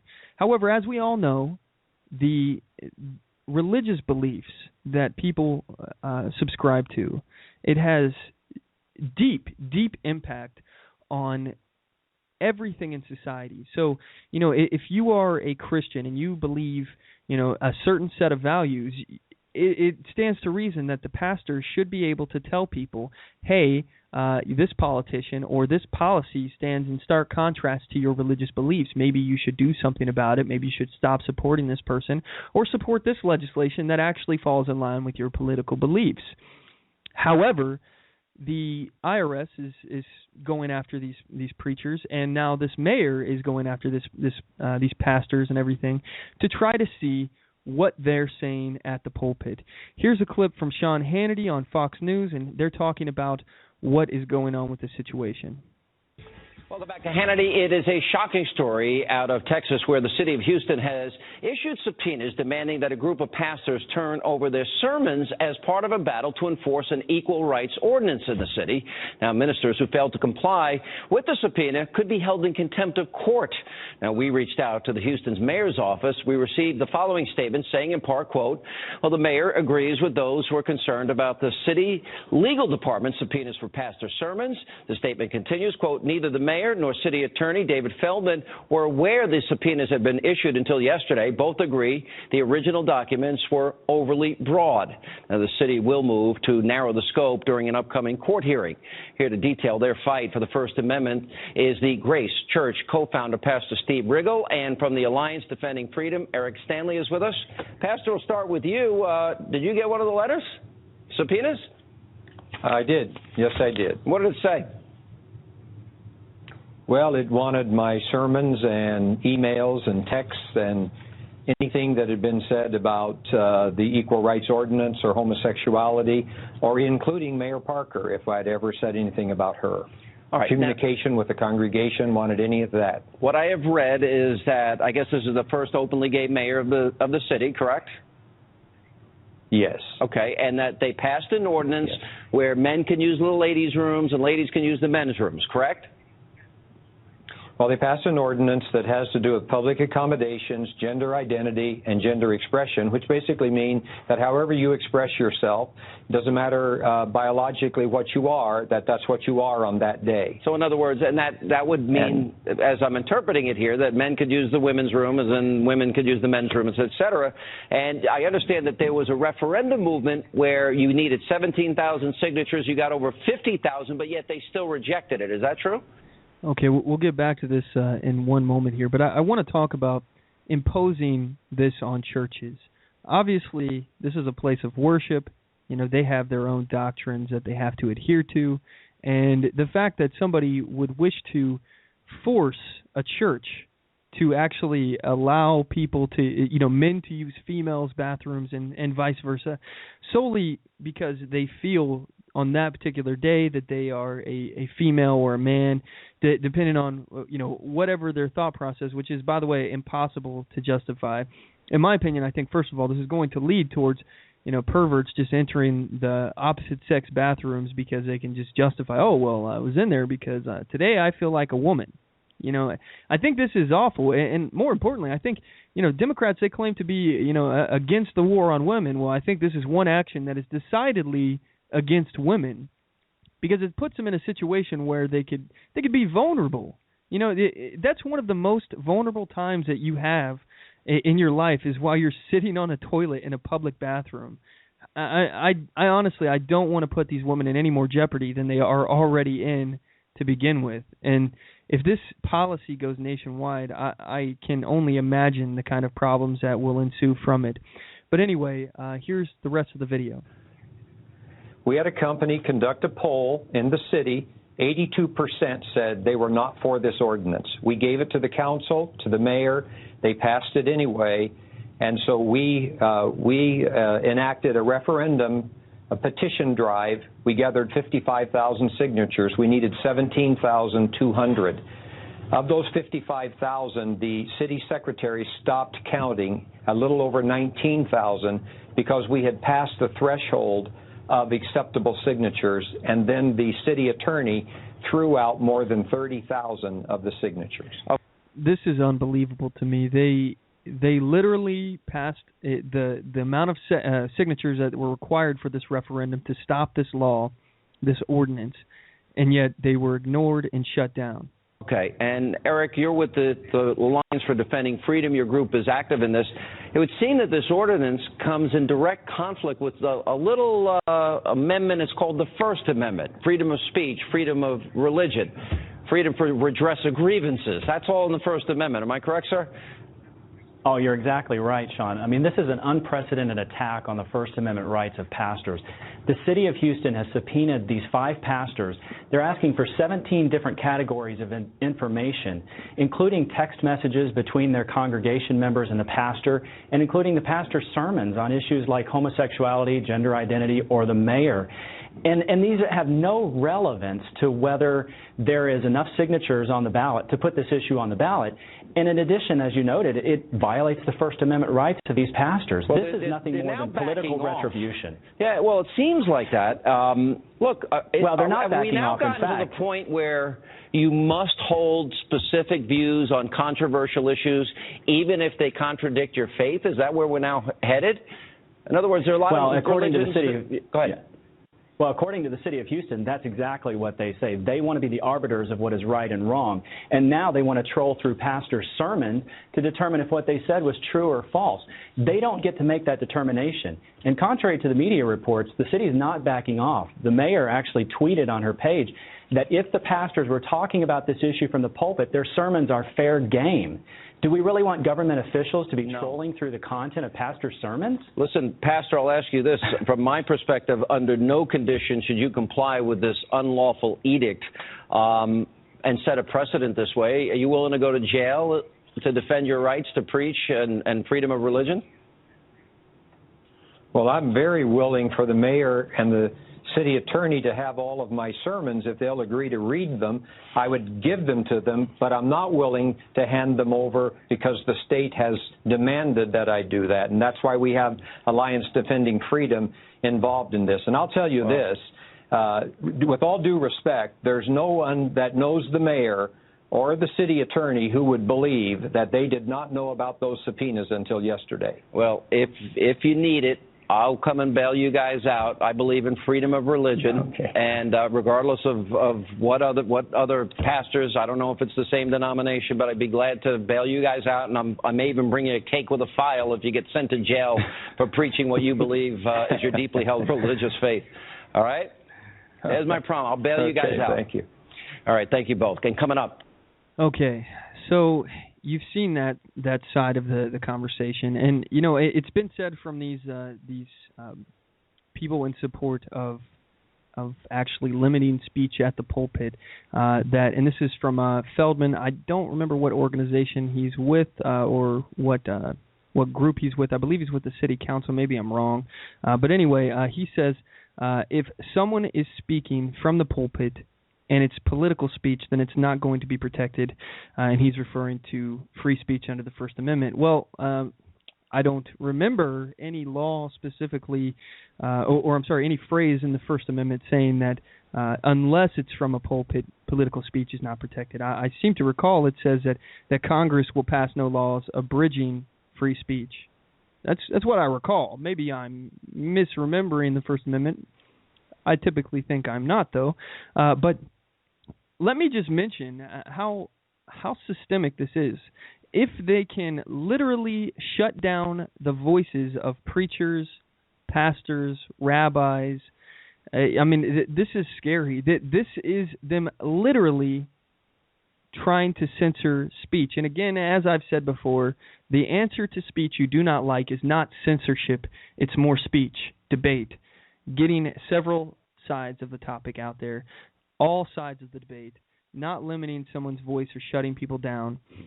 So I think it's ridiculously important to protect our First Amendment rights, our First Amendment rights that are enumerated in the Constitution, but not just given to us by the Constitution. These rights are self-evident. Everyone has a right to speak. It doesn't matter if they're standing at a pulpit. It doesn't matter if you're, at a city council meeting. It doesn't matter if you're just talking to your friends and your family. And this is where things are going. If they can control all speech, they can control the dialogue, just like we see with the debates. They won't allow multiple sides of people in on the debates, and they control the argument. They control the information. They control the thought. So preventing this kind of talk at the pulpit in our churches, and again, this is me. This is coming from me. I am agnostic. I'm not a religious man, but I think that it's important that religion, the freedom of religion is protected, and also the freedom of speech is protected. I think that even if somebody has something to say that you don't like, who cares? It really doesn't matter. You have a right to speak what's on your mind. You have a right. And it's not something that the government can take away just because they pass some kind of legislation, which, by the way, they're not allowed to do according to the Constitution. If you violate the Constitution, you're violating the same document that gave you the authority to impose any kind of will on others. You're violating your oath of office, which in turn is discrediting your entire office to begin with. I think it's important that we allow people to speak about this at the pulpit. I think it's important that we stand up against this kind of tyranny and speak out against any kind of official, whether or not they're on the right or the left or somewhere in between, that's trying to limit what people can say. The Constitution is clear. There is to be no laws abridging the free speech of people or freedom of religion. And this topic is heavily rooted in both of those. It should stand to reason that a pastor should be able to guide his flock on political issues that are affecting religious beliefs, and it should stand to reason that the government has absolutely no authority to limit speech in general. Free speech is a constitutionally protected right. Anyway, I want to move on. We got about 22 minutes left in the show here, and I want to cover the topic of illegal immigration. And I have a clip here from, I believe this is Allen West, Colonel Allen West. Yes, it is. And he's talking about the actual policies within the Obama administration to allow illegals into the country, to make them become citizens. And one topic on the table is allowing illegals to join our military in order to become legal citizens. And this is something that's been practiced in the past, I believe, and I want to give you an opportunity to hear Allen West's take on this, because it is, in fact, actually unconstitutional to let illegals join our military. And here's the clip. The Obama administration reducing our military by 90,000, actually issuing pink slips to some veterans upon their return from combat duty, while at the same time looking to put illegals in our military and arm them by his unilateral executive order. Now, besides the obvious problem of kicking our military to the curb upon their return from combat, isn't this a violation of federal law? With me now, retired Lieutenant Colonel Allen West and Fox News contributor. All right, good evening, Colonel West. Thank you for being here this evening. Now, good evening, Judge. Thank you. Federal law says, Title 18 U.S.C. 922 says it is a felony to arm an illegal with a firearm. What do you say? No, you're absolutely correct. That's U.S. code, but, when has law ever meant anything to Barack Hussein Obama? But the more important thing that we have to come to understand is if you go to the Constitution, to Article 1, Section 8, Clause number 4, that says that only the Congress has the ability to make rules or laws in regards to naturalization. The president does not have that. And so when you go back and look at the executive order he did, calling it a DREAM Act, you look at this edict that he has sent down, it is an unlawful order, because what he is basically saying to the Army and military recruiting commands is that you will sign up illegals, and they cannot do that. And I think that they are well within their rights to disobey and not comply with that order coming from the commander-in-chief. Very interesting. I mean, and, look, if you've got the administration, Eric Holder is still the AG there, he's not going to prosecute these cases anyway or have any of his U.S. attorneys do that. But the whole concept right from the get-go, as you say, it's a constitutional issue. This is a citizenship issue. Congress is supposed to do this. Yes, you're absolutely right. And again, you just brought up an interesting point. When you look at the status of our United States military right now, the Army that I served 22 years in is currently at pre-1940 conscription levels. The United States Marine Corps is about 1917 levels. The United States Navy is at World War I levels. The United States Air Force is the smallest and the oldest fleet that we have had. But yet you have a president that is saying, even as we are pink-slipping our own combat leaders in combat zones and others, giving them 30 to 60 days to get out of the military, that he's going to open up the military to people who are here illegally. Now, understand this, Judge. This is the incredible hypocrisy, is that Barack Hussein Obama is saying we're going to enlist people into the United States military, meaning that they're going to take an oath to support and defend the very document that they have disregarded in being in our country illegally. Here in the first place. You know what's interesting, Colonel, also the idea of the president is making an effort to chip away at our Second Amendment rights. I mean, it is a constant by this administration. And yet they're looking to give illegal guns to fight for our country, to give them a path to citizenship, admitting they're not citizens yet. So, what is he thinking? I mean, aside from the fact he's got this pen and a phone and all that other stuff, why is he doing this? Yeah. Well, it goes back to something he said about 2 weeks ago to the Congressional Hispanic Caucus Foundation, is that he will use executive orders to try to see how he can provide that amnesty to 11.5 million illegal aliens that are here. And this is one of the means by which he will do that. Basically, what President Obama is doing, not just with the $500 million he wants to send to these Syrian Free Rebels, but also here in our own country, he's outsourcing our national security to people who have no care, no regard, no concern about the United States of America, all because of political gain. The important thing for Barack Obama is the demographic transformation, part of his fundamental transformation of the United States of America, so that those illegal aliens will soon be citizens that are going to vote for a one-party system. Absolutely. Right. Colonel Alan West, thank you so much for being with us this evening. Okay. I want to talk about something that he addressed and something that's actually being addressed right now in our chat room. And it's when you bring in manpower, which does not have any kind of connection to the people in which they're supposed to protect. And I want to parallel this with a little bit of history very quickly here. This is something that we saw with the Roman Empire. And they were basically hiring mercenaries and establishing governors in territories in which they conquered. And these governors were from the territories themselves. However, they were loyal to a degree to the Roman Empire because they basically set them up in a position of power. They, gave them bribes and money to do as they wanted.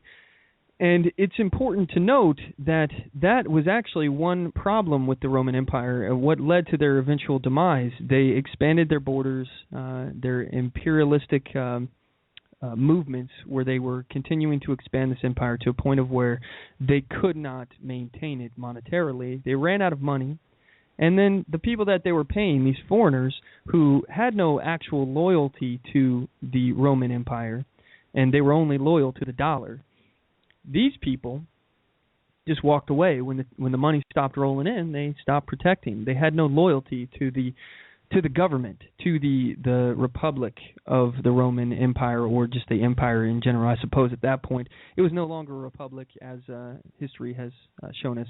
Caesar overthrew it and became the first emperor. So it's important to really look at these parallels and see, we are becoming the next modern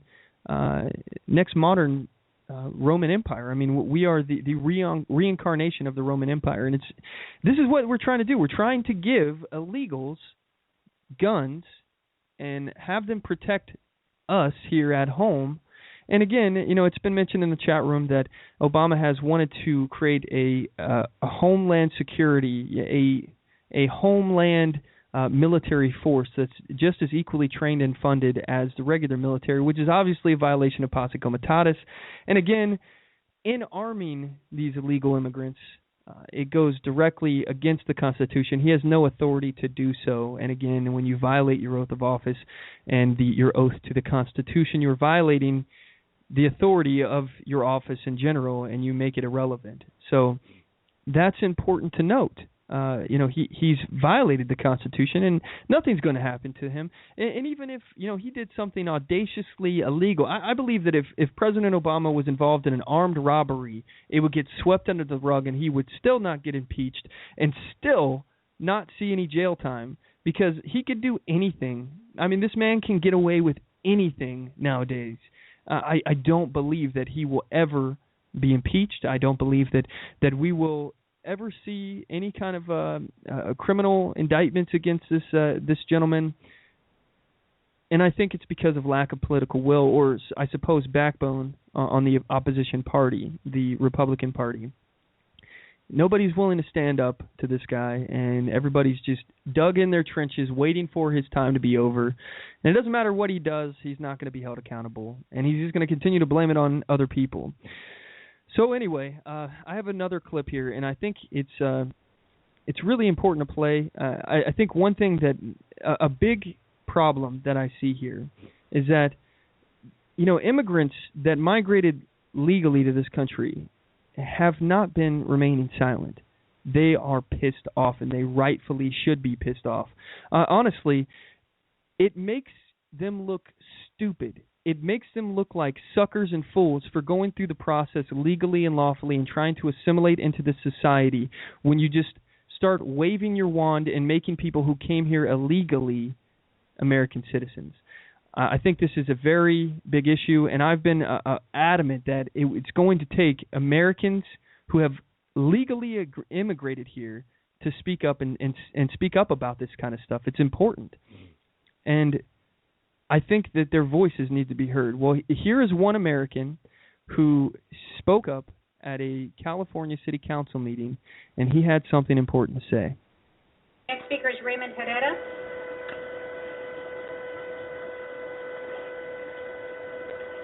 My name is Raymond Herrera. It's not pronounced the way you pronounced it. I'm an American of Mexican descent. And I don't go for any of that Spanish stuff being thrown at me, or Ana. It's Herrera. In Mexico, you're correct. In America, I'm right. I'm here to address this board because you have taken it upon yourself to subvert the laws that are meant to protect we the people. That is to say, you took an oath to protect your constituents. The main purpose for government is the protection of life, liberty, and the pursuit of happiness. You have obliterated that by doing your 287G program where you're not going to enforce the law. But I'd like to ask you, who voted you into Washington, D.C.? You're not the federal government. And what are you doing railing on behalf of Hispanics or Latinos, which are illegal aliens? I'm 64 years old, loving good. I wasn't called Hispanic or Latino until you and your liberal people started to use the word Latino and Hispanic. It's an insult. It's like using the N-word on me. I'm an American like you, loving good. Like you. Well, maybe not those two. But Ramos, I want to address you too. You say you're an Indian, but you have a Hispanic last name. Do you know what the Hispanics did to your people? They butchered them. You too, Josie. They landed in Mexico and butchered our grandmothers, our grandfathers. grandmothers. That's where the Mexicans come from. But they belong south of the border. I am an American of Mexican descent. I have nothing to do with Hispanics or Latinos or your kind of diversity or multiculturalism. We, the people, are one people. We have one set of laws, and we have one governing body. It's supposed to be moral. But when I stand here and look at you, I see the demise of America. What would you do, Josie, if you lost your job and your children went into the streets, into the gutter, and that's where you raised them? Because of illegal aliens who you call Hispanic. The only reason you two are for Hispanics and Latinos and you two love it good is because you want their vote. That's not democracy in America. That's a betrayal of the American people. So you go around calling me Hispanic and Latino and saying, we're diverse. No. I am an American, just like you, Rutherford, and all the rest of you that are hearing me. And this BS that's going around in Washington, D.C. that the people want amnesty? No way. You think I want to give the jobs of my children away? Give away their future so you can have a vote? Time. Better wake up, America. They really strictly adhered to that time limit, didn't they? You know, I think it's important to say that, you know, we're told that America is this melting pot.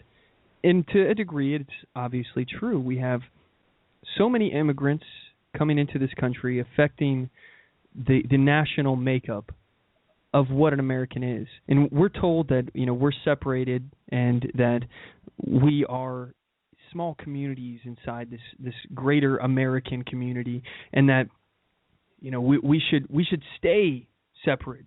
You know, they push this narrative that, you know, it's white versus black, women versus men, old versus young, Hispanic versus Americans, or whatever. I mean, this is what we're being force-fed every day with media.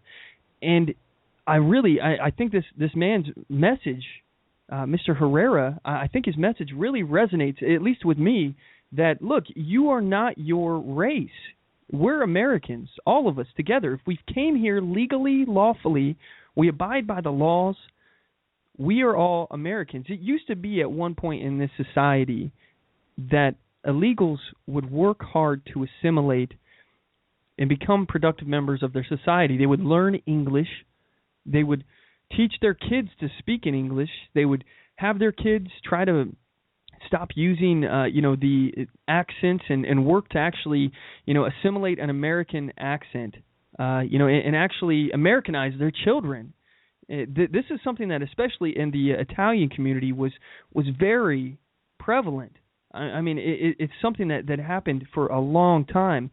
And now we're being told that, hey, you don't have to learn English. You don't have to assimilate. You need to stay within your community and be separate. And I totally disagree with this. I feel like this has got to be one of the most important topics. You know, we have to come together.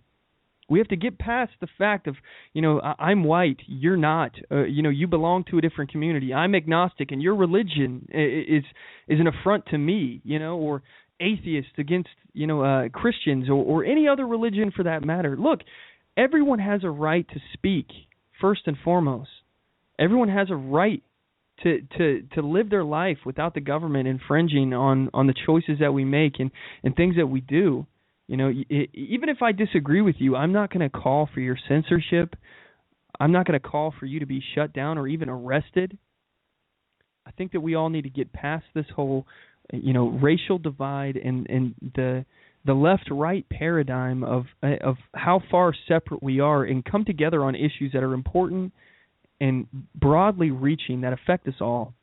And one thing, I have about 6 minutes left to talk about here. I want to play a clip here because we were talking from Alan West where he was saying that, these people have every right to refuse the unlawful order from the president to allow these illegals to join the military.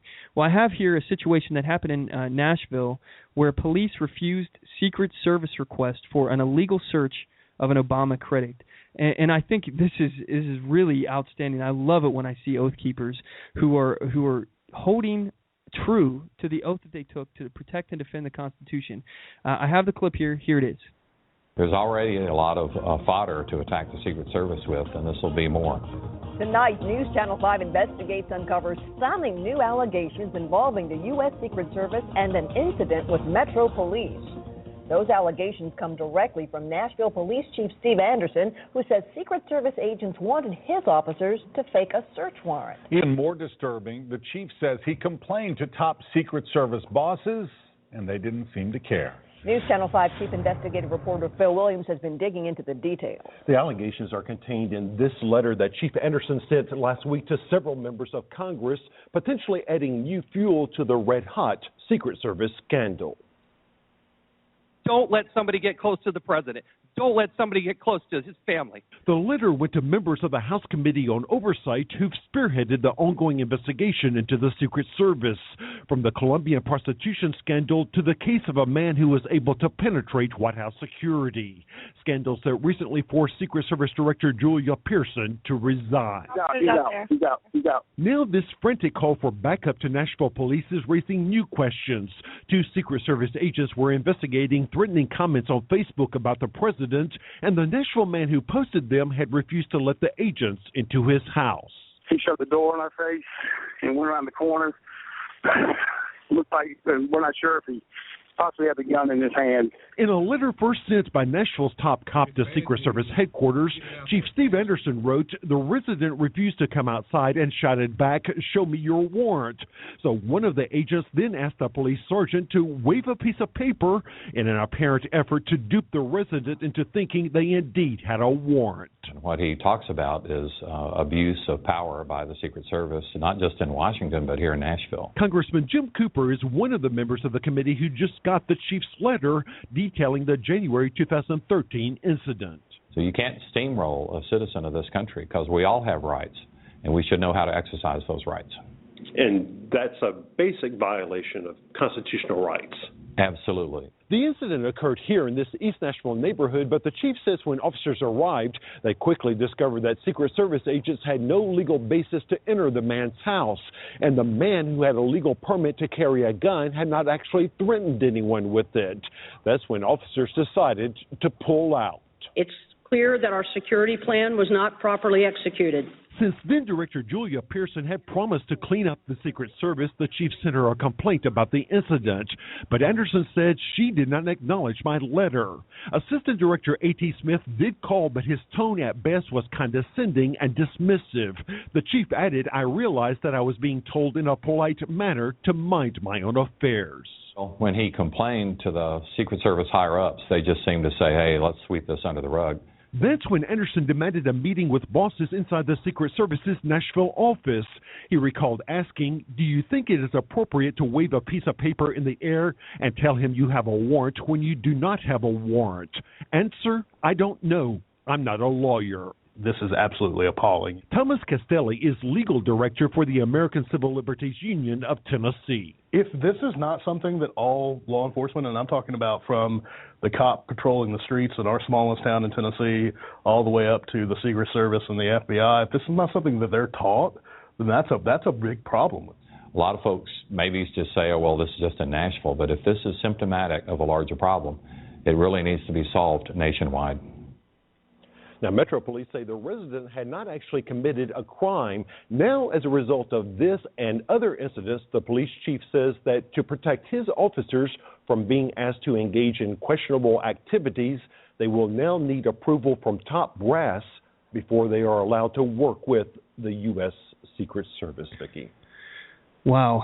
So the Secret Service tried to falsify a search warrant. Obviously, that is a huge deal, a big offense, and an offense on our Constitution. And good on these Nashville police officers for refusing to follow this unlawful order. Again, this is something that all members of our armed forces and all members who have sworn an oath to the Constitution, such as our public officials, our elected officials, our 90 seconds, our police officers, our military, they have the ability to refuse unlawful orders. And I have to say, good on these Oath Keepers for doing that. Anyway, that is today's show. I really appreciate you guys for tuning in today. I want to thank you guys, our listeners and our members of the Mack Pack. Thank you for tuning in week after week. We appreciate your continued support. And if you made it this far in the podcast, please share the show with your friends and family.